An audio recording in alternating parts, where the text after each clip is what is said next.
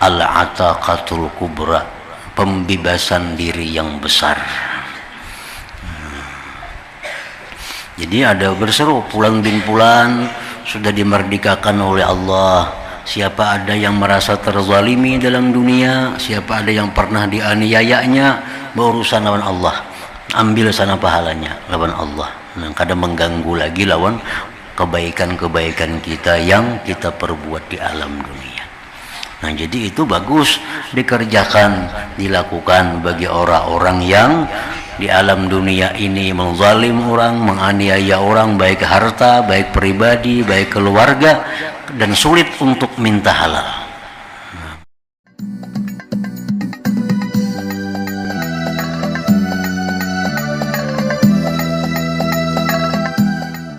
قال وفاضت عين رسول الله صلى الله عليه وسلم بالبكاء ثم قال إن ذلك ليوم عظيم يوم يحتاج الناس إلى أن يحمل عنهم من أوزارهم. قال فقال الله لطالب ارفع رأسك فانظر في الجنان فرفع رأسه فقال يا رب أرني أرى مدائن من فضة مرتفعة وقصورا من ذهب مكللة باللؤلؤ لأي نبي هذا أو لأي صديق هذا أو لأي شهيد هذا؟ قال لمن أعطاني الثمن. قال يا رب ومن يملك ثمنه؟ قال أنت تملكه. قال وما هو؟ قال عفوك من أخيك. قال يا رب إني قد عفوت عنه. قال الله تعالى خذ بيد أخيك وأدخله الجنة. ثم قال رسول الله صلى الله عليه وسلم عند ذلك اتقوا الله وأصلحوا ذات بينكم فإن الله يصلح بين المؤمنين إلى آخره.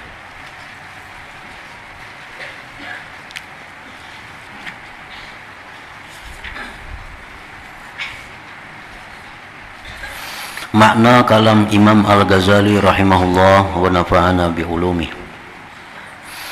Dan barang siapa terkumpul atasnya kezaliman, artinya orang ini banyak melakukan kezaliman. Ada pernah mencuri, pernah pula memukul orang dengan tidak benar, pernah menggibah orang, pernah memfitnah orang, pernah menggoda bini orang. Banyak terkumpul macam-macam kezaliman. Dan ia telah bertobat daripadanya, sudah tobat kepada Allah.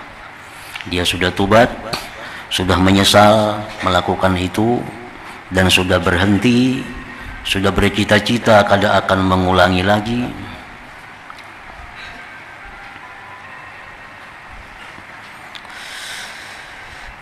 Dan ia telah bertobat daripadanya, dan sulit atasnya meminta halal, dan sulit atasnya meminta halal kepada orang-orang yang dianiaya itu.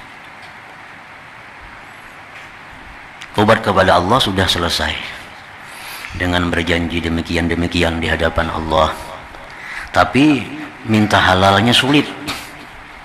Sulit minta halal itu, satu, orang yang dizalim itu sudah meninggal dunia. Nah, sudah meninggal dunia. Kada kau lagi minta halal kemana? Atau orang yang dizalim itu masih hidup, ada, tetapi kalau kita minta halal, kita akan menimbulkan fitnah baru, akan menimbulkan masalah besar. Yang kadang-kadang masalah besar itu lebih besar daripada yang ada. Nah, itu dianggap sulit. Misalnya seorang laki-laki ini pernah berselingkuh dengan bini orang. Ini sudah tobat kepada Allah, pada akan mengulang lagi. Nah, itu mestinya minta halal lawan lakinya. Itu sulit. Kalau dilakukannya itu bisa menimbulkan fitnah. Bisa terjadi kena perkelahian, dendam, dan sebagainya. Dan demikian pula si perempuan yang berselingkuh ini padahal ada suaminya, kalau dia minta halal kepada lakinya timbul masalah, misal rumah tangganya hancur. Nah, itu sulit minta halalnya. Nah, untuk kasus yang demikian, maka hendaklah ia memperbanyak dari amal-amal kebaikan untuk hari kisas. Itu caranya lagi. Banyak-banyak berbuat baik, sagan bebayar kena di sana. banyak-banyak beramal kebaikan untuk membayar itu di akhirat.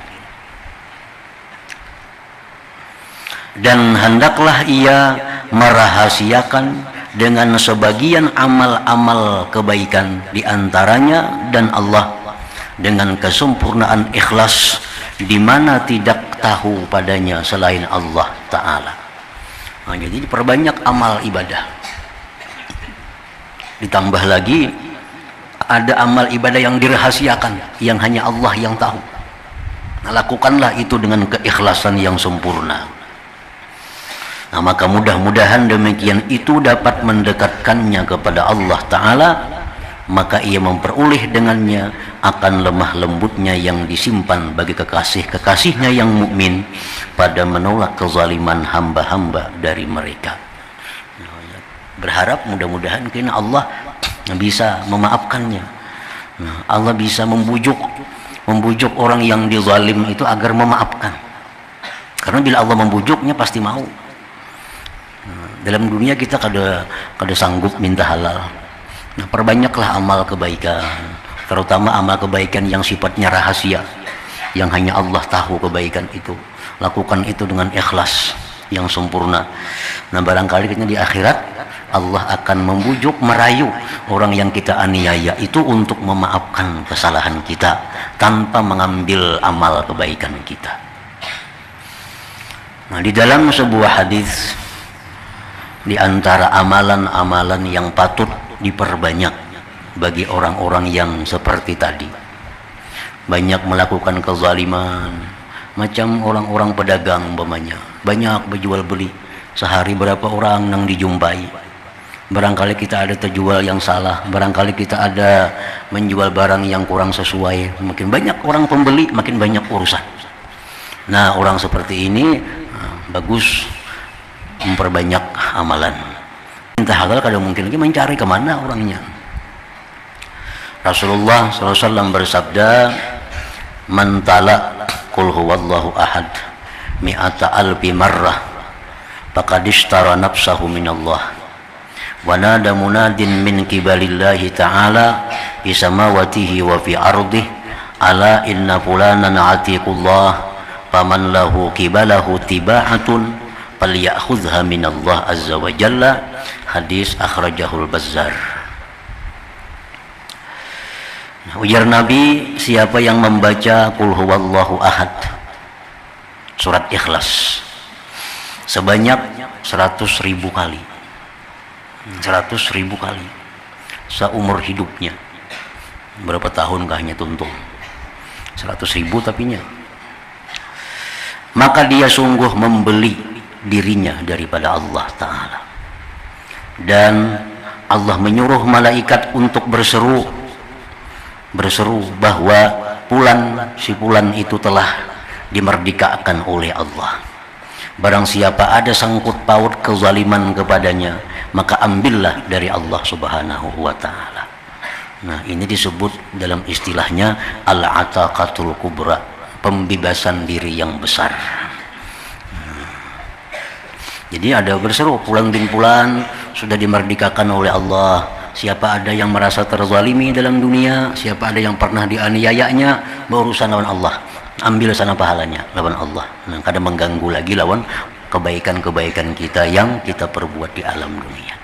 Nah, jadi itu bagus dikerjakan, dilakukan bagi orang-orang yang di alam dunia ini menzalim orang, menganiaya orang, baik harta, baik pribadi, baik keluarga, dan sulit untuk minta halal. Nah, mudah-mudahan itu bisa membayari segala macam bentuk kezaliman itu. Akhirnya tuntung itu ditulis bujur 100.000, misalnya sehari 1.000. Langkah baiknya membaca dengan adab yang bagus, artinya duduk di sajadah menghadap kiblat, bersuci. Nah, jadi baca 1.000 sehari, misalnya 100 hari 100.000, misalnya 100 sehari 1.000 hari, hanya tuntung. Nah, kayaknya bila sudah tuntung 100.000 hitungannya, nah hanyar diserahkan kepada Allah. Serahkan kepada Allah, ya Allah, ulun telah membeli diri ulun daripada neraka dengan pahala 100.000 surah Ikhlas tadi. maka terimalah ya Allah daripada hambamu dan merdekakan hambamu dari api neraka. Nah itu doanya bahasa Latin aja, bahasa kita aja. Ya Allah, ulun telah menukar diri ulun daripada api neraka dengan pahala 100.000 surah Ikhlas yang telah hamba baca. Maka terimalah dan merdekakanlah hamba daripada api neraka. Namun yang kada berdoa itu ya kadang-kadang jadi masalah. Itu hanya ulahan ulama. Nah, kalau dari Nabi kada ada doanya, itu hanya ulahan dari ulama kita. Sudah baca tuntung 100.000, nah hanya doa itu. Itu disebut al-ataqatul kubra, namanya al-ataqatul kubra, pembebasan diri yang besar. Nah, ada juga hadis Nabi yang menyebutkan man qara'a qul huwallahu ahad alfa marrah faqadishtara nafsah minallah. Siapa yang membaca qul huwallahu ahad surah Ikhlas 1000 kali, dia sungguh menukarkan dirinya daripada Allah. 1000 aja nih. Nah itu disebut al-ataqatus sughra, pembebasan yang kecil. Ya amun nyakar tapi banyak menzalim orang, cukup aja nang 1000 nih. Tergantung kitanya. Amun asa banyak benambung oleh orang, baik yang 100.000 itu supaya jangan takakat. Nah habis tuntung 1000, ya doanya sama tadi juga. Ya Allah, hamba tukar diri hamba dari api neraka dengan pahala membaca surah Ikhlas 1000 kali. Terimalah ya Allah dan merdekakan aku dari api neraka. Nah yang ketiga ada lagi perkataan Imam Ibnu Arabi tersebut di dalam kitab Al-Futuhatul Makkiyah.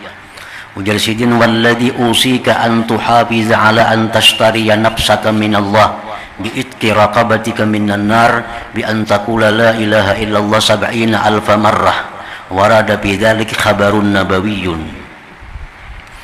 Ujar Imam Ibnu Arabi, aku berpesan kepada engkau bahwa engkau memelihara, menjaga, mengamalkan atas bahwa engkau beli diri engkau dari Allah dengan membebaskan diri engkau dari neraka dengan membaca la ilaha illallah 70.000 kali. 7 laksa aja orang. 7 laksa. Laksa 10.000 kan. Nah, jadi 70.000. Zikir la ilaha illallah 70.000. Misalnya sehari 1.000, sehari 1.000, 70 hari 70.000. Nah, ini disebut al-ataqatus sughra juga, pembebasan yang kecil juga. Tuntung 70.000. Nah, hanya kita doanya kayak tadi juga. Ya Allah, hamba membeli diri hamba dari api neraka dengan pahala 70.000 la ilaha illallah yang telah hamba baca, dan terimalah ya Allah merdekakan hamba dari api neraka.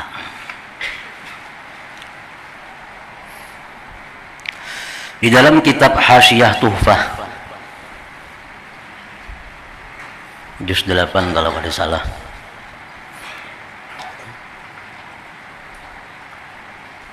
disebutkan di situ bahwa boleh sah kita menyewa orang untuk membacakan itu. Nah, membacakan, kita sewa orang membacakan Quran misalnya. Nah, kayaknya pahalanya untuk aku atau untuk orang yang sudah wafat. Nah, di situ dibolehkan.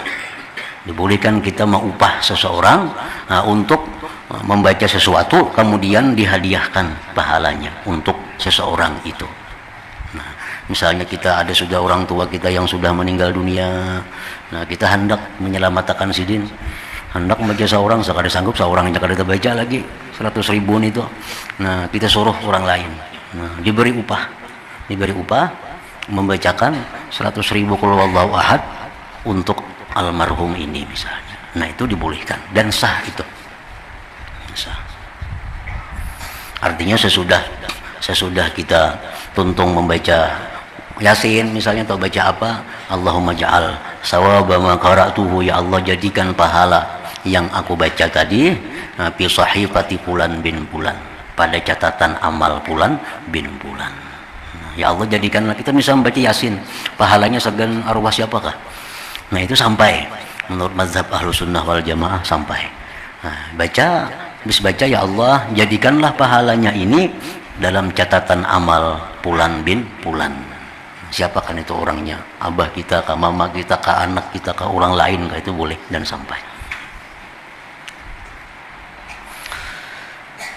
Nah kemudian lagi Imam Abdul Wahab Asy-Sya'rani, beliau mewasiatkan dan mengamalkan setiap hari membaca surah 4, baca Fatihah, baca Kulhu, Falak lawan An-Nas. Nah sudah tuntung kayaknya membaca itu, sidin jadikan doa, sidin ulah doa, ya Allah jadikanlah pahala yang hamba baca tadi daripada 4 surah itu dalam catatan amal orang-orang yang hamba zalim. Jadi amalan sehari-hari, ya Allah jadikanlah pahala 4 surah yang hamba baca tadi dalam catatan amal orang yang hamba aniaya. Nah kayaknya kalau kita banyak menghadiahi lawan orang nang dianiayaan itu, kayaknya Tuhan bisa jadi akhirat membujuk lawan orang tuh jangan digangguinya. Ini dalam dunia banyak memberikan amal, dan Tuhan ini dalam dunia banyak mendoakan nih kan. Nah maafi aja sudah inya. Nah jadi Tuhan kayaknya merayu orang tuh, membujuk orang itu. Nah itu maksudnya kalau kita sulit untuk meminta halal tadi, perbanyak amalan-amalan, perbanyak mendekatkan diri kepada Allah, terutama ada amalan-amalan yang rahasia.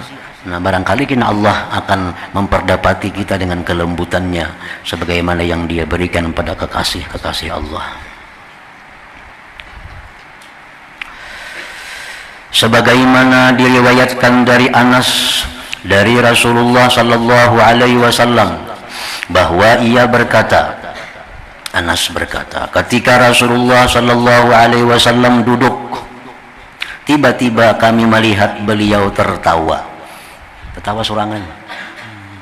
Nabi tertawa sorangan karena melihat sesuatu yang kada kita lihat.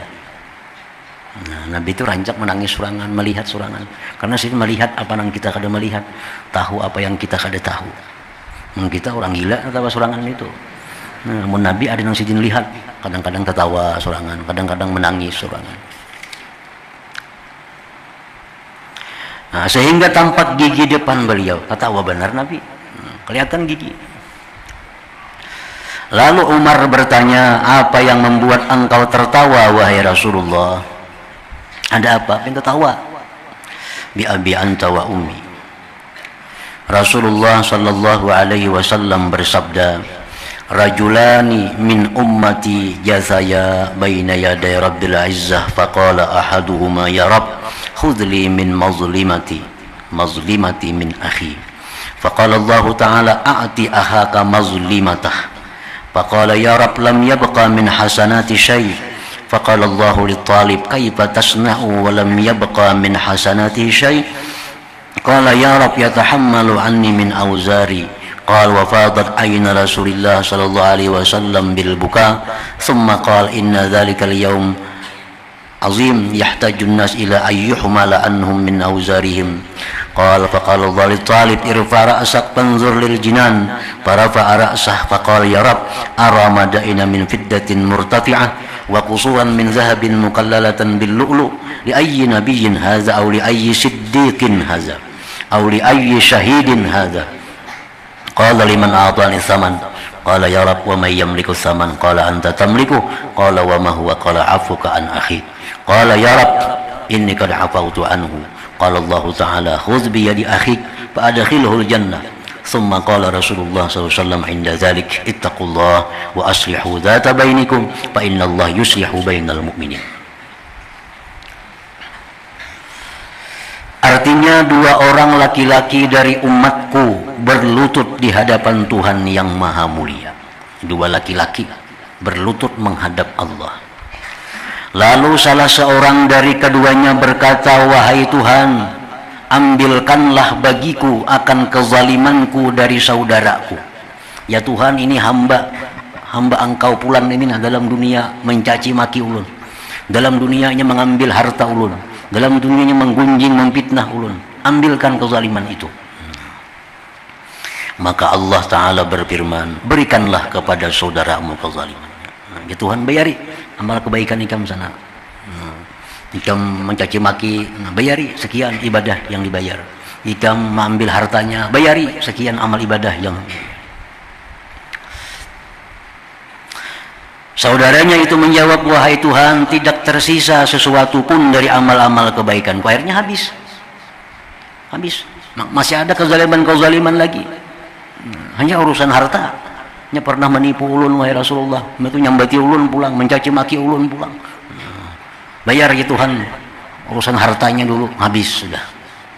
Nah, nama gunjing pang mana? Kada kawa lagi membayari. Nama fitnah mana? Kada kawa lagi membayari. Maka Allah Ta'ala berfirman, berikanlah kepada saudaramu kezalimannya. Saudaranya itu menjawab, wahai Tuhan, tidak tersisa sesuatu pun dari amal-amal kebaikanku. Maka Allah Ta'ala berfirman kepada orang yang menuntut, bagaimana kamu berbuat pada tidak tersisa sesuatu pun dari amal-amal kebaikannya? Kayak apa ya Tuhan? Habis sudah ampunnya. Ampunnya sudah habis kan, kayak apa? Orang yang menuntut itu berkata, wahai Tuhan, ia menanggung daripadaku dari dosa-dosaku. Umurnya habis, wahai Tuhan, dosa kuek pindah ke sana. Dosa ini, dosa itu, macam-macam dosa, pindah ke sana. Anas berkata, maka bercucuranlah air mata Rasulullah SAW sebab menangis. Nah, sampai di situ Nabi menangis, mengeluarkan air mata.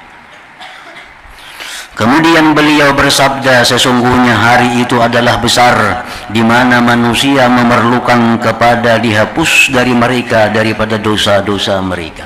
Hari itu semuaan orang hendak berlepas daripada dosa. Hari itu semuaan mencari orang yang siapa mau menanggungkan dosa-dosanya. Nah, hari itu ya Nabi kita menangis waktu menyampaikan itu. Kebaikan sudah habis disetur, banyak lagi kurangnya. Pada dosa orang lagi ditanggung. Beliau terus bersabda, maka Allah berfirman kepada yang menuntut, wahai orang yang menuntut, ya Tuhan, angkatlah kepalamu dan pandanglah ke dalam surga. Maka orang yang menuntut itu mengangkat kepalanya, kelihatan surga, lalu berkata, wahai Tuhan, saya melihat kota-kota dari perak yang tinggi dan istana-istana dari emas yang dimahkutai dengan mutiara. Untuk Nabi siapa ini? Nabi siapa ampunnya itu? Atau untuk orang siddiq mana? Atau untuk orang mati syahid mana? Siapa ampunnya itu? Nabi kah? Siddiqin kah? Atau orang mati syahid fisabilillah kah ampunnya, wahai Tuhan? Allah Ta'ala berfirman, untuk orang yang memberikan kepadaku akan. Ya Tuhan, itu ampunnya ampun orang yang menukar. Siapa yang menukari kunjuk. Orang yang menuntut itu berkata, wahai Tuhan, siapakah yang memiliki harganya? Siapa yang kau menukar itu, wahai Tuhan? Siapa yang kau membeli itu? Gedung-gedung istana dari emas perak. Allah berfirman, engkau memiliki harganya. Ya Tuhan, ikam kawan nukarin itu. Macam kawan nukari. Orang yang menuntut itu berkata, apa itu? Berapa harganya? Allah Ta'ala berfirman, kemaafanmu terhadap saudaramu. Bila ikam memaafi saudara engkau ini, itulah harganya. Engkau berhak diam di kota dengan penuh istana-istana tadi. Nah, ini Tuhan membujuk supaya mau memaafkan lawan saudaranya. Mungkin saudara ini banyak amalan kah orangnya, banyak apanya kah dalam dunia. Nah, bila ikam hakun memaafi, ya Tuhan ini nak ada menuntut, itu ampun ikam. Sesungguhnya aku memaafkan terhadapnya. Maka itu ulun maafakan, wahai Tuhan. Nyata-nyata ke surga. Maka dia dimaafkan, kina batimbang-batimbang bisa kalah bakal dudian, kada karuan baik maafakannya. Nyata dapat surga. Allah Ta'ala berfirman, peganglah tangan saudaramu, lalu masukkanlah ia ke surga. Nah, Tuhan tarik nih, bawa, masukkan dia ke dalam surga.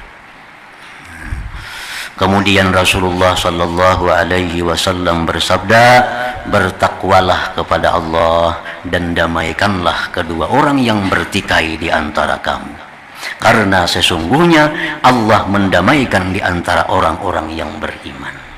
Nah, jadi dengan sebab ada amalan-amalan kita yang khusus, nah karena Allah di situ akan memberikan kemudahan, kelembutannya.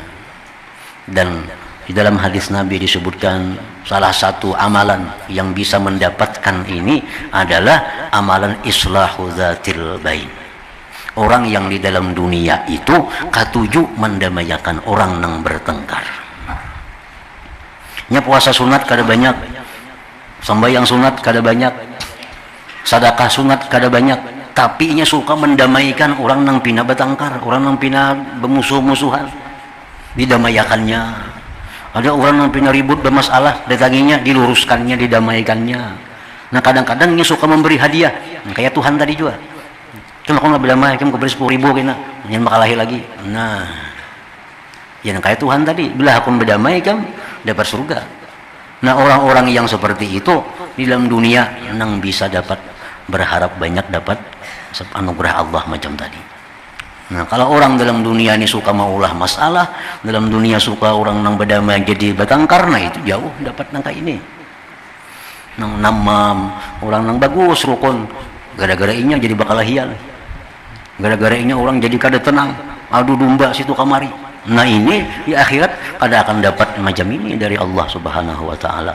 Tapi kalau dalam dunia kita suka mendamaikan, nah orang-orang yang bermasalah, suka mendamaikan orang-orang berperkara, walaupun dengan keluar duit untuk damai. Nah ini dapat balasan macam ini di akhirat.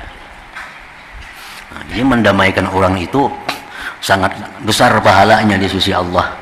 Sampai-sampai banyak hal-hal yang dilarang dibolehkan karena mendamaikan. Berdusta itu kan dilarang, berdusta itu. Tapi kalau untuk mendamaikan orang, kita dibolehkan berdusta. Asa orang yang bertengkar ini damai, biar kita berdusta. Yang pentingnya berbaikan kayak itu. Nah, kita mendamaikan dua orang berdamai perlu biaya. Baruhan misalnya, kita akan adakan baruhan, duitnya berhutang. Nah, kita boleh menerima zakat. Nah, untuk menutupi biaya mendamaikan tadi. Jadi banyak kemudahan-kemudahan agama yang mendorong kita untuk mendamaikan itu. Sampai-sampai kita berdusta nang kada boleh, jadi boleh asal nang bakalahi itu jadi damai. Nah, kitanya berduit saja, bisa duit ada. Ibarat kita baruhan sulangan kita mampu, tapi kita kada hendak mau naik duit kita berhutang ke warung dulu. Nah. Berhutang ke warung, habis misal 500 juta baruhan mendamaikan nih. Nah, kita minta zakat boleh.